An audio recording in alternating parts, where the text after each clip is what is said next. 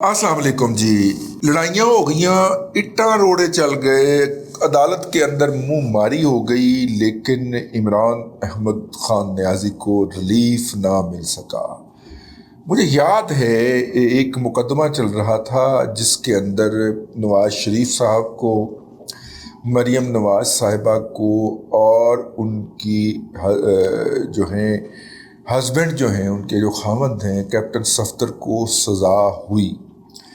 उस सज़ा के ऊपर कैप्टन सफदर साहब को 1 साल की सज़ा हुई थी, और नॉर्मली 3 साल या 3 साल से कम की जो सज़ा होती है उसके अंदर अदालत जो है वो लीनियंट व्यू ले लिया करती है और रिलीफ मुहैया कर दिया करती है।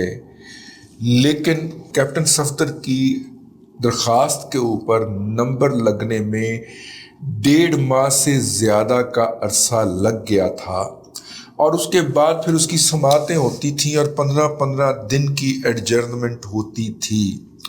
अल्हम्दुलिल्लाह सहूलतकारी यहाँ पे इस वक्त इतनी जारी है इमरान अहमद खान न्याजी की कि उनको भी 3 साल से कम की सज़ा हुई है, और उस 3 साल से कम की सज़ा के ऊपर के ख़िलाफ़ जो अपील फ़ाइल हुई है उसमें सेम डे नंबर लगा है।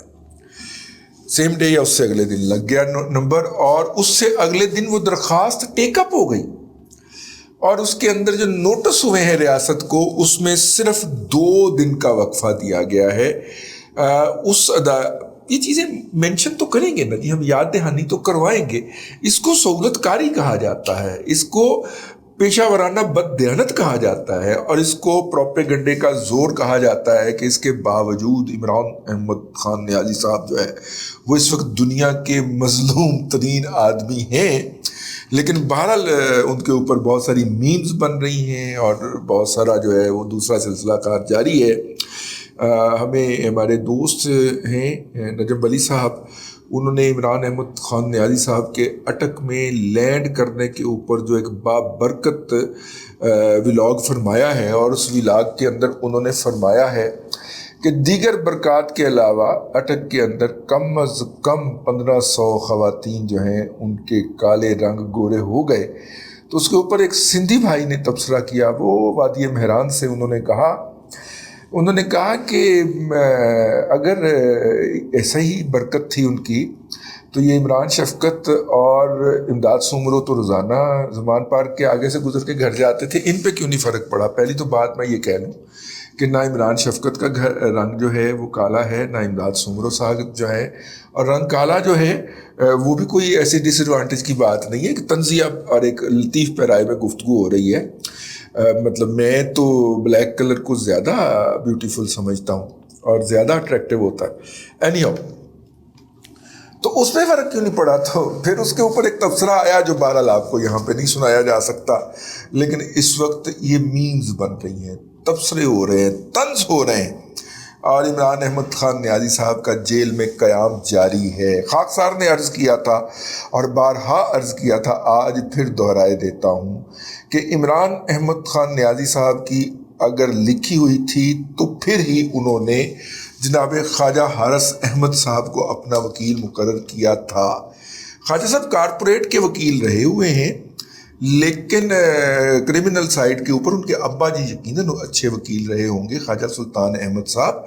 लेकिन ख्वाजा हारिस अहमद साहब जो हैं वो कारपोरेट को प्रैक्टिस करते करते, और उनको जनाब पहले नवाज शरीफ साहब ने क्रिमिनल केस अता फरमाया क्योंकि वो महंगे वकील हैं, और इतने महंगे हैं कि नवाज शरीफ साहब जैसे अरबपति बाप के अरबपति बेटे की चीखें निकल गई थी कि यार मैं फावा हो गया, मैं इसको फीस देते देते। उसी ख्वाजा हारिस साहब को इमरान खान साहब ने वकील कर लिया, और इमरान खान साहब को भी उन्होंने वहीं पे पहुंचा दिया। लेकिन बात ये नहीं है, बात ये है कि अगर जनाब इमरान अहमद खान न्याजी को वहाँ तक पहुंचा दिया है तो अब इमरान अहमद खान न्याजी साहब के रिहा होने की क्या सूरत हो सकती है। उनके रिहा होने की यही सूरत हो सकती है कि शोएब शाहीन या नहीं पंचोता जैसा, पंसोटा, चलो जो भी है, उन जैसा कोई बंदा जो है जो कि इमरान खान साहब का आशिक हो, उस पर सदके वारी जाता हो, ان کی ایگزیکٹو کمیٹی کا ممبر بھی ہو اور بغیر فیس کے مقدمہ لڑ سکے عمران خان صاحب، وہ آپ کا کیس اچھا پلیڈ کر لیں گے. میری کو گال ان تک پہنچاؤ یار، میری کو گال ان تک پہنچا دے کہ اگر آپ نے خواجہ حارث صاحب شامل ہے جی، جو اس مقدمے عمران خان صاحب کی موجودہ جیل کے سے رہائی کے لیے اور اس مقدمے کے خاتمے کے لیے جو درخواست اسلام آباد ہائی کورٹ میں داخل کی گئی ہے، اس میں خواجہ صاحب پھر وکیل نے.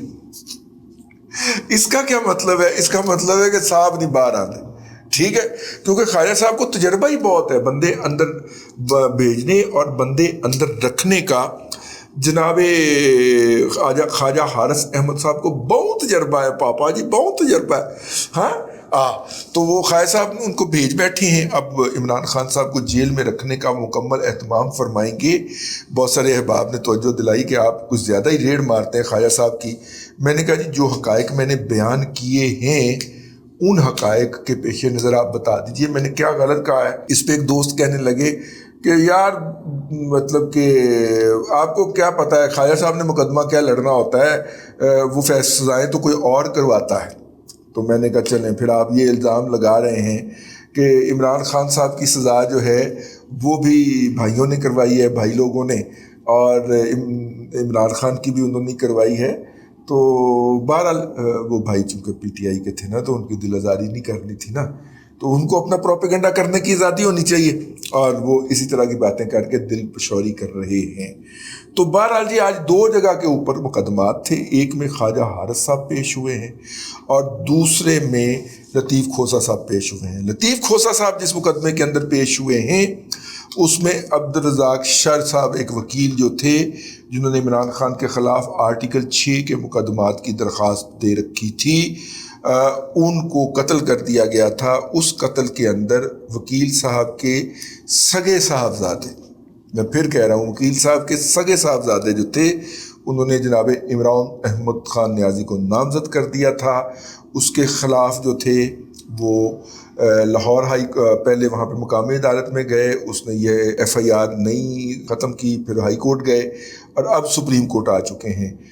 وہاں پہ جناب بیڑا گرک کرنے کے لیے لطیف کھوسہ صاحب موجود ہیں، اور اگر فیک جعلی اور 2 نمبر کیس پریسیڈنٹ جو ہیں وہ لطیف کھوسہ صاحب کو بنانے کا اور پیش کرنے کا موقع نہ ملا، جیسا کہ وہ کرتے ہوئے لاہور ہائی کورٹ میں پکڑے گئے جا چکے ہیں ماضی میں، اگر انہیں یہ موقع نہ ملا تو یہاں پہ بھی عمران احمد خان نیازی صاحب کے تلے جانے کا پورا انتظام موجود ہے. وہ تو امان اللہ کندرانی صاحب نے آج پھڈا ڈال دیا اور انہوں نے جو ہے وہ اپنا 2 ججز کو لپیٹ دیا، ایک جج مظاہر علی اکبر نقوی صاحب اور دوسرے جو ہیں وہ جسٹس حسن اسد رضوی صاحب. اچھا یہ دونوں صاحبان ہیں وہ ہیں جن کے اوپر یہ الزام ہے یا یہ خدشہ ہے کہ ان کو سپریم کورٹ تک پہنچانے کا نیک کام جو ہے وہ جنرل فیض حمید صاحب کا فیض ہے.